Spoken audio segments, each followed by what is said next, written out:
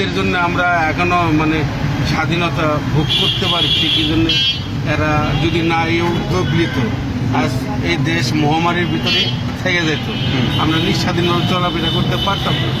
এই যে তারপরে ডাক্তার ইউনূস সাহেব এদেরকে যে একটা করলো, এরা মানে উপদেষ্টা হিসেবে তৈরি করেছে, মোটামুটি আলহামদুলিল্লাহ ভালো। আমরা তয় তরকারি এটা সেটা সব দিক দিয়ে সুযোগ সুবিধা পাচ্ছি, কম দামে খাইতে পারছি। মাত্র একই কারণ, এদের কারণে, শুধু এদের কারণে মানে জিনিসপাতির দাম কম, চলাফেরা রাস্তাঘাটে এই যে প্রশাসন আছে মানে গাইড দিচ্ছে যেভাবে, মানে দুর্নীতি এটা সেটা মানে সন্ত্রাস চাঁদাবাজ নাই বলতেই চলে, মানে মোটামুটি আমরা ভালো ফিল করছি আলহামদুলিল্লাহ এদের কারণে।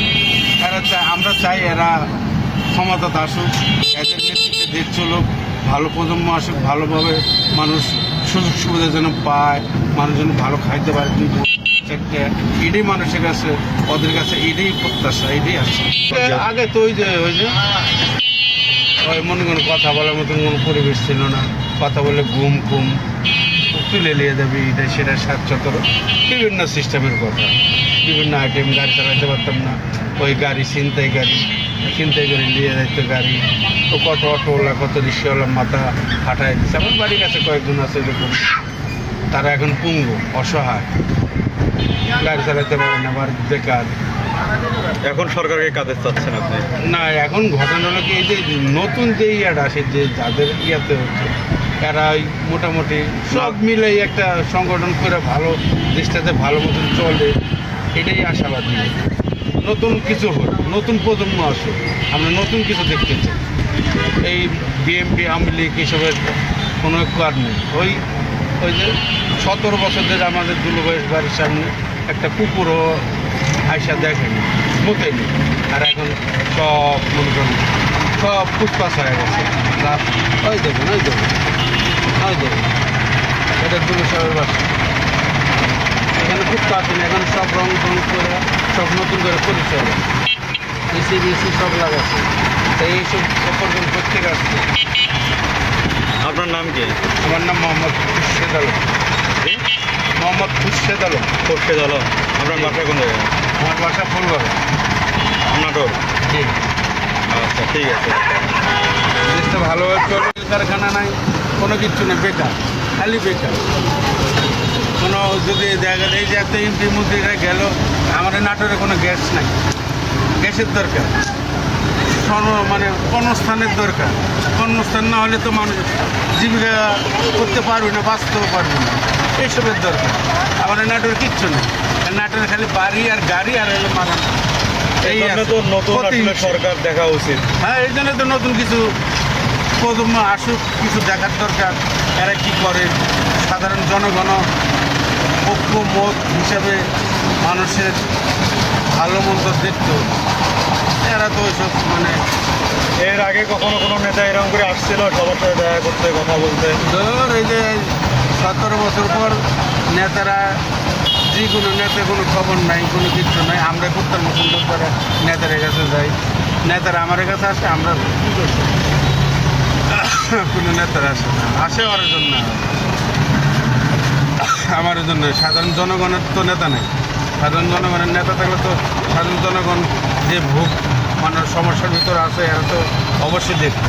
রাস্তাঘাট নাই, রাস্তাঘাটের কি একটা অবস্থা। আমার নাটোর একটা শহর, ছোট্ট একটা নাটোর সদর, এই নাটোর সদরটা সৌন্দর্য হইতে হবে। আর আমার এই নাটোর সদরটা হলো একবার নোংরা, সৌন্দর্যের কোনো সিস্টেম নেই, রাস্তাঘাট ভালো নাই, পরিবেশ ভালো না, এটি জঙ্গল ভর্তি পানি, রোডের সাইডে অর্ধেক দোকানদারেরা দখল করে আছে, ডাম ডুম দিয়ে এই সেই করে। তাহলে মানুষ সাধারণ লোক রাস্তাতে কীভাবে চলাফেরা করবে? সাধারণ লোকও চলাফেরা করার মতন কোনো পরিবেশ নাই, এরকম হয়ে আছে নাটোর শহর আরও উন্নত হইতে হবে, ছোট্ট একটা শহর হিসেবে দেখার মতো হইতে হবে, কিচ্ছুই নেই। নাগরিক পার্টিকে আপনাদের কেমন লাগে? নাগরিক পার্টিতে নাহিদ, আলহামদুলিল্লাহ, নাহিদ ভালো, খুবই ভালো। এই যে এদের কারণে তো এই অবস্থাটা হয়েছে এখন, যে স্বাধীন হয়েছে নতুন করে, আবার নতুন করে। আগে 71-এ স্বাধীন হয়েছিল, এদের কারণে নতুন করে আবার এই 5 জানুয়ারি মানে দেশ স্বাধীন করেছে এরা। এদের এই যে বললাম না, আলু পটল বেগুন কম দামে খাচ্ছি, সাধারণ লোকে আনন্দের মাঝে আছে।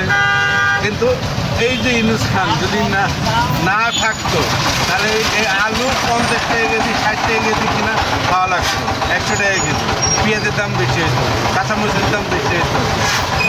চালটা আমার বাংলাদেশের চালের দাম একটু অ্যাক্সেস বেশি, এই জন্য আমরা কৃষিপূর্ণ দেশ, তারপরেও 50 থেকে 60 টাকা কেজি চাল কিনে খাওয়া লাগছে। এখন আমরা সাধারণ গরিব মানুষ, আমার কর্ম সারাদিনে 500-600 টাকা কামাই করি।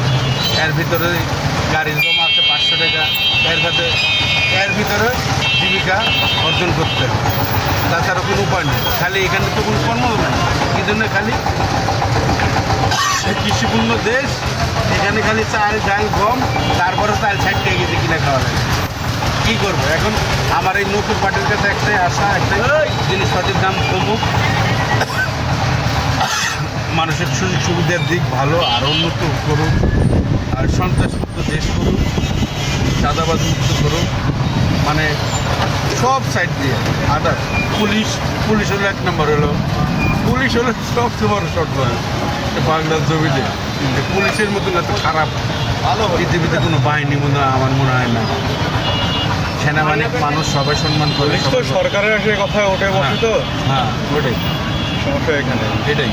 এখন ওরা নাইট ভাই ভালো লোক, নাইট ভাইয়ের নেতৃত্বে দেশ আগায় যায়, দল শক্তিশালী হোক, মানুষ যেন সম্মিলিতভাবে ভোট দেয়, আমরাও দেবো ইনশাআল্লাহ। এই বলে আমি